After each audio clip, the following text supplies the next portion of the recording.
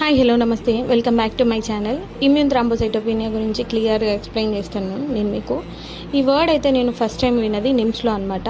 పర్ని నాకు పుట్టిన తర్వాత 3 months తర్వాత నేను మళ్ళీ మేడంని కలిసినాను. మేడం అప్పుడు మళ్ళీ చెక్ చేసి ఇది నార్మల్గా లేదమ్మా, ఒక్కసారి నిమ్స్కి వెళ్తే నీకు అక్కడ క్లియర్గా చెప్తారు.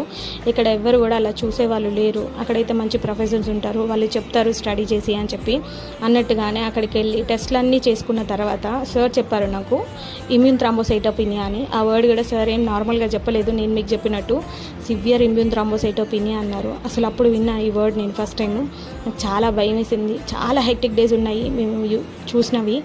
పాపని వేసుకొని 4-5 days హైదరాబాద్లో ఉండి చెక్ చేయించుకొని మస్తు ఇబ్బంది పడ్డాను. అట్లా అయిన తర్వాత కూడా నేను 2 years సఫర్ అయినాయి ప్రాబ్లమ్స్ చెప్పట్టి. అసలు అది ఫస్ట్ టైం వినడం, అది మా ఫ్యామిలీలో ఎవరికి రాలేదు, నేను చూసిన వాళ్ళు కూడా ఎవరు లేరు.